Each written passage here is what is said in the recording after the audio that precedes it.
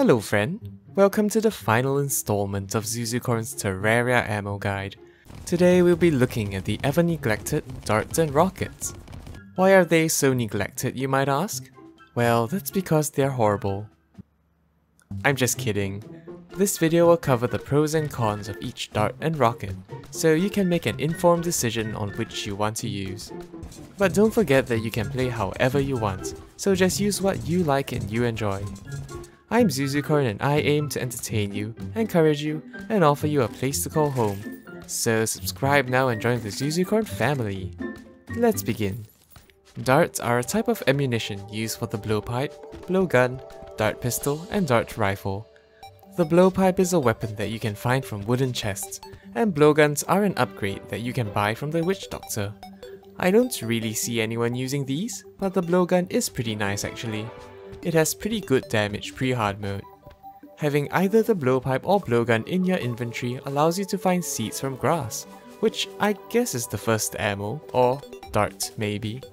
Seeds are just vanilla ammunition for these two weapons, and there's not much to talk about here. So grab your seed and go blow and unleash that on every organism out there. Early game, the first real dart you come across is probably the poison dart. These can be made from stingers without any crafting station. One stinger gives you 100 poison darts, so they are pretty easy to make for blowgun users. Poison darts have a 1 in 3 chance of inflicting the poison debuff for 60 seconds, and a 2 in 3 chance for inflicting the same debuff for 30 seconds. The poison debuff is pretty basic, but it is useful pre-hard mode. So if you're looking for something to use outside of seeds pre-hard mode, then there you go, use poison darts. I don't recommend you to use them beyond pre-hard mode though, because there are just so many better choices in hard mode. Darts become so much more relevant when you get the dart pistol or rifle, which can be obtained from the Crimson or Corruption mimics respectively. The first dart that I have to recommend is the crystal dart. These amazing darts can be made using crystal shards found in the underground hollowed biome. Crystal darts ricochet and can pierce up to 6 times. These darts will also automatically target enemies after they ricochet, so these are great for crowd control and invasions. Crystal darts are also great for the destroyer because of the multiple segments. The crystal dart is honestly all I use. If I even use darts anyway. These are just so easy and convenient that I can just switch my brain off and fire away. I highly recommend them. They do pretty decent damage as well, so you can't go wrong with these, so make sure you give these a try. Next we have the cursed dart. These are really interesting and quite fun to use. Cursed darts are crafted from cursed flames, found as loot in the underground corruption biome. Similar to the other darts, one cursed flame nets you 100 cursed darts. So what's so special about these? Well, firing these cause cursed flame debris to fall as the darts travel. These do damage and also inflict the cursed flame debuff, a much stronger version of the on fire one. Even if you fire them directly at something, some trickle damage is also inflicted. Cursed darts have a lower base damage than crystal ones, but the extra drip damage and damage over time well makes up for this. Cursed darts are also amazing if you don't want to think so much, so just spray and pray and you rain down burning pain on your enemies. This makes them so great for invasions as well if you have a nice flat arena. If you're looking for a unique ammo type, or if you like weapon concepts similar to the North Pole, then give cursed darts a try. I like them, and they're just so interesting and fun to use. Lastly, yes, we only have 4 darts. We have the Ichor dart. These are made from ichor, loot from the underground Crimson. Ichor darts are made by hand, and once again, one ichor creates 100 of them. The unique thing about ichor darts is that they pierce enemies near you, but after travelling a certain distance, they split into 2 to 5 non-piercing darts. I don't know where I've seen something like that before.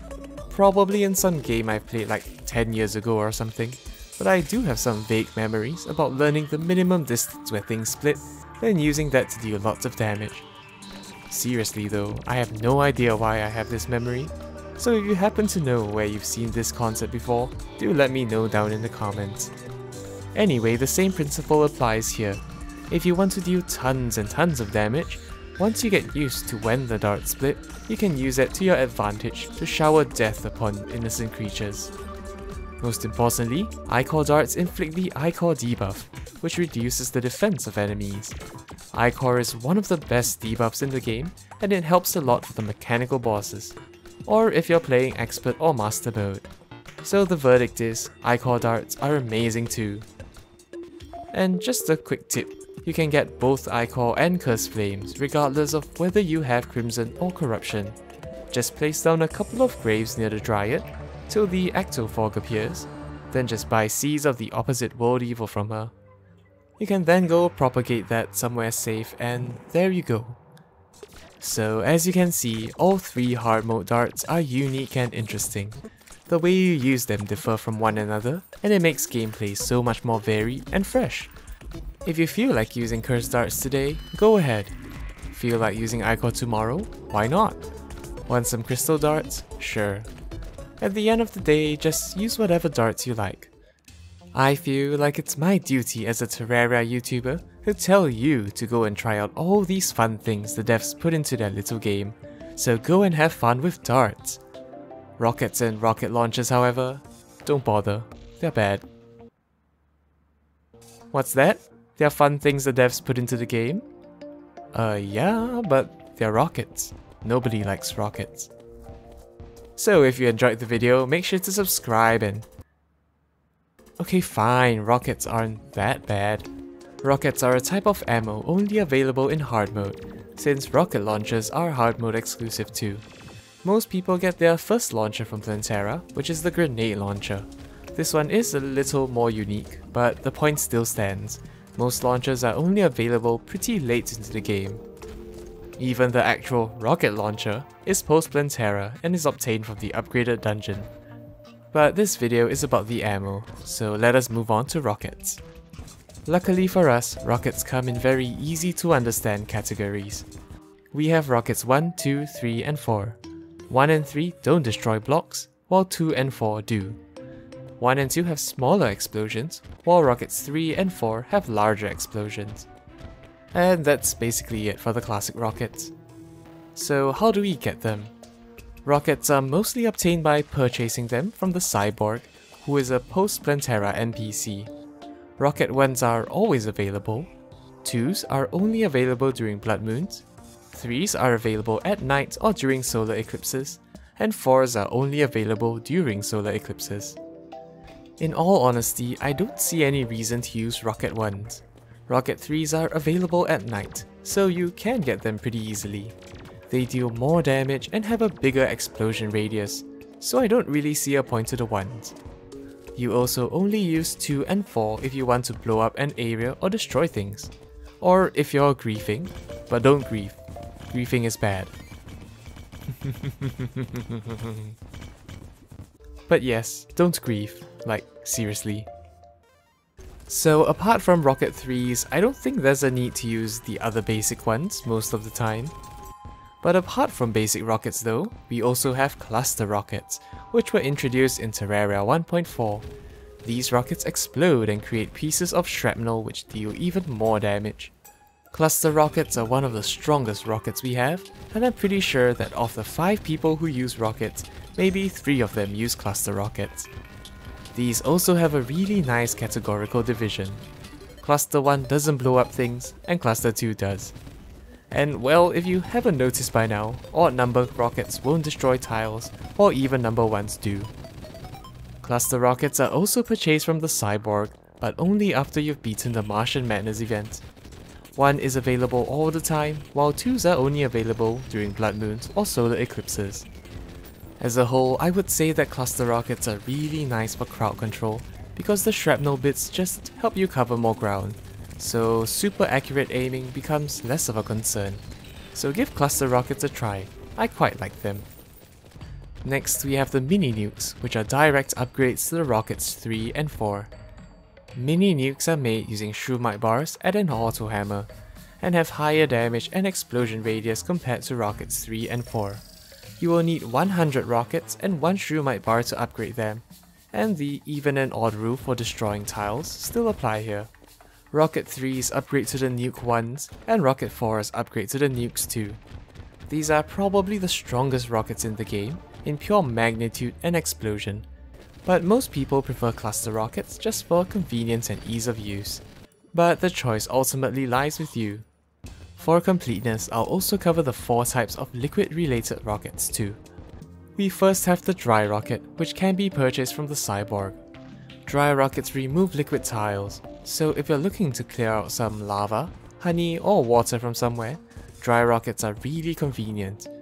There's no need to farm for a super absorbent sponge or use dry bombs. These are just so much easier and quicker to use. Then, using dry bombs as a base, you can then craft wet rockets at any water body, or even a sink if you want to. These do exactly what they sound like, they make things wet, so you might want to get some of these to make up for your lack of male charm. Why won't you love me? Wet rockets are just the reverse of dry rockets, so it creates water tiles. So it's a nice way to fill out your swimming pool or your custom fishing spot.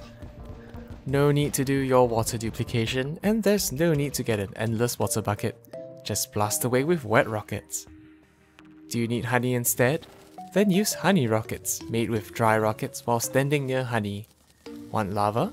The same principle applies, just make them near lava. As you can see, rockets are really versatile, so give them a try and remember that they exist. Even though not many people use them, and lousy YouTubers throw shade at launchers, they're actually not half bad.